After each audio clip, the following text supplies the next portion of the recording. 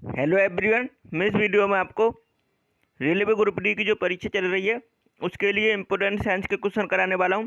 और ये क्वेश्चन मैंने वही क्वेश्चन लिए हैं जो आपके परीक्षा में पूछे जा रहे हैं। तो एक से दो क्वेश्चन इस वीडियो से आपको देखने को मिलेगा आने वाली शिफ्ट में। तो वीडियो को एंड तक देखिएगा।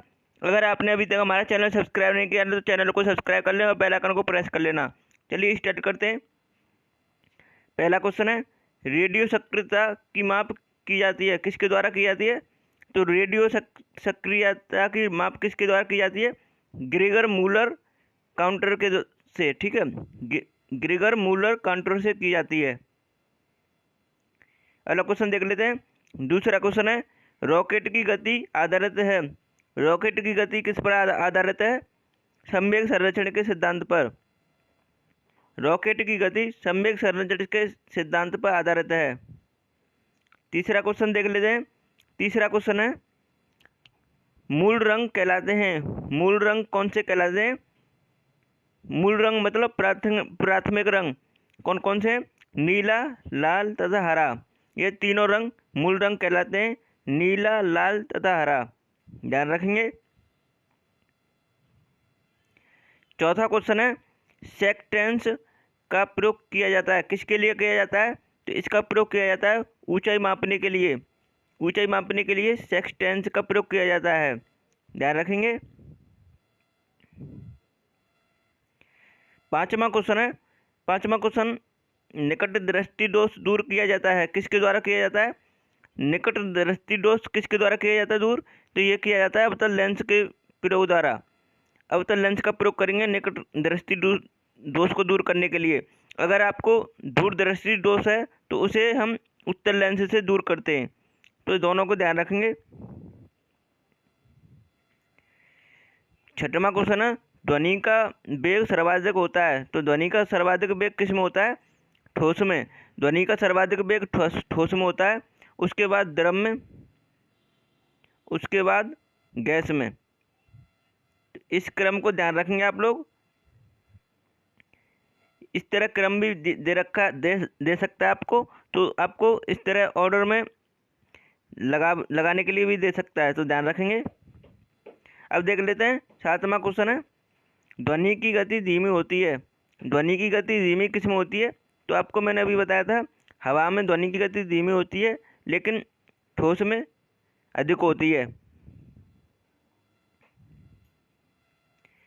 आठवां क्वेश्चन है, ऊर्जा का एसआई मात्रक क्या है? ऊर्जा का एसआई मात्रक क्या है? जूल। ऊर्जा का एसआई मात्रक जूल है। नौवां क्वेश्चन है, नौवां क्वेश्चन क्या है? हाइड्रोजन बम आधारित है, हाइड्रोजन बम किस सिद्धांत पर कार्य करता है? तो ये करता है नाभिकीय संलयन के सिद्धांत पर, नाभिकीय संलयन के सिद्धांत पर हाइड्रोजन बम कार्य करता है। जबकि न्यूक्लियर बम किस सिद्धांत पर कार्य करता है? यो नाभिकीय विखंडन, मतलब न्यूक्लियर बम किस सिद्धांत पर कार्य करता है? नाभिकीय विखंडन पर। तो ये दोनों को ध्यान रखेंगे आप।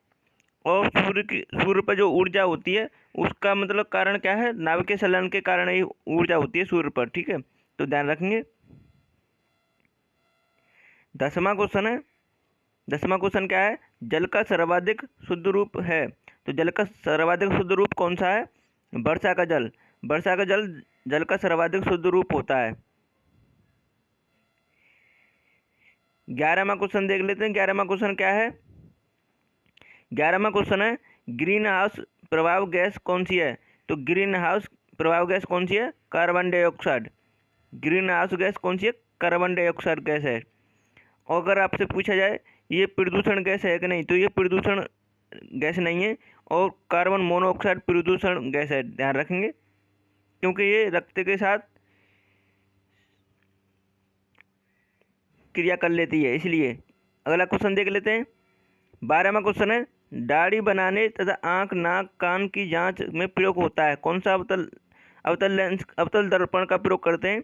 दाढ़ी बनाने के लिए, आंख तथा नाक, कान की जांच करने के लिए अवतल दर्पण का प्रयोग होता है, तो ध्यान रखेंगे। और ये गाड़ी की हेडलाइट में भी अवतल दर्पण का ही प्रयोग किया जाता है, इसे भी ध्यान रखेंगे। और गाड़ी के मतलब जो पीछे के वाहनों को देखने के लिए कौन सा दर्पण का यूज किया जाता है, उसमें उत्तल दर्पण का प्रयोग किया जाता है। तो ये दोनों कंडीशन को ध्यान रखेंगे आप।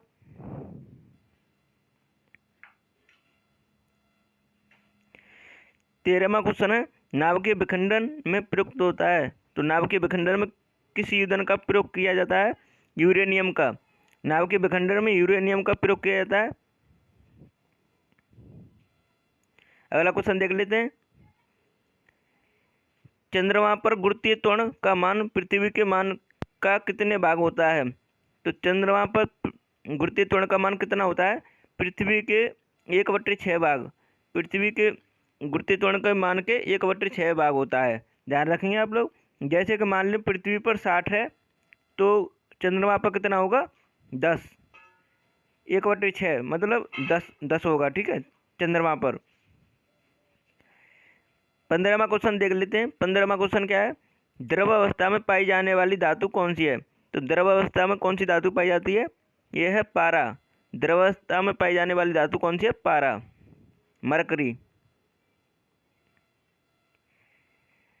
16वां क्वेश्चन है, सुराही का पानी ठंडा होता है। तो सुराही का पानी किसके कारण ठंडा होता है? तो आप सभी यूज करते होंगे इसे। सुराही का पानी ठंडा किसके कारण होता है? बाष्पीकरण के कारण।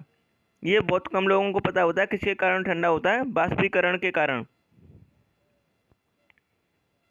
तो ध्यान रखेंगे। 17वां क्वेश्चन है, प्रकाश वर्ष मात्रक है। प्रकाश वर्ष किसका मात्रक है? यह है दूरी का। प्रकाश वर्ष मात्रक है दूरी का। ध्यान रखेंगे आप लोग। और प्रकाश की चाल निर्वात में कितनी होती है? 3 × 10⁸ मीटर पर सेकंड। ध्यान रखेंगे, ये निर्वात में चाल होती है प्रकाश की। 18वां क्वेश्चन है, पॉजिट्रॉन की खोज किसने की थी? तो पॉजिट्रॉन की खोज किसने की थी? ये की थी एंडरसन ने। पॉजिट्रॉन की खोज की थी एंडरसन ने। ध्यान रखेंगे। इलेक्ट्रॉन की खोज किसने की थी? जे थॉमसन ने। और प्रोटॉन की खोज किसने की थी? गोल्डस्टीन ने। और न्यूट्रॉन की खोज किसने की थी? चैडविक ने। तो ये तीनों को ध्यान रखेंगे आप। अब देख लेते हैं 19वां क्वेश्चन है। 19वां क्वेश्चन क्या है? पानी का अधिकतम घनत्व होता है। पानी का अधिकतम घनत्व किस कंडीशन में होता है? तो ये होता है 4 डिग्री सेल्सियस पर। 4 डिग्री सेल्सियस पर पानी का अधिकतम घनत्व होता है और आयतन न्यूनतम होता है। तो इसे ध्यान रखेंगे। 20वां क्वेश्चन है, सूर्य की परावैंगनिक किरणों से पृथ्वी की रक्षा करता है। तो वो क्या है जो पृथ्वी की रक्षा करता है सूर्य की परावैंगनिक किरणों से? तो वो क्या है? ओजोन परत। ओजोन परत है जो समताप मंडल में पाई जाती है और इसकी मोटाई को हम डॉप्सर में मेजर करते हैं, डॉप्सर में मापते हैं। तो ध्यान रखेंगे आप। अगर आपको हमारी वीडियो पसंद आई हो तो प्लीज़ चैनल को सब्सक्राइब कर लें और बेल आइकन को प्रेस कर लेना इस तरह की वीडियो पाने के लिए। और प्लीज़ वीडियो को लाइक करके जाएं, लाइक कर दें और अपने फ्रेंड के पास शेयर कर दें जिससे उनकी भी हेल्प हो सके। और आपको यहाँ पे जो वीडियो दिखाई दे रही हैं इन्हें भी देख सकते हैं आप। यहाँ पे आपको वीडियो दिखाई दे रही हो, इन्हें भी देख सकते हैं। तो चलिए वीडियो को यहीं समाप्त करते हैं। Thanks for watching my video.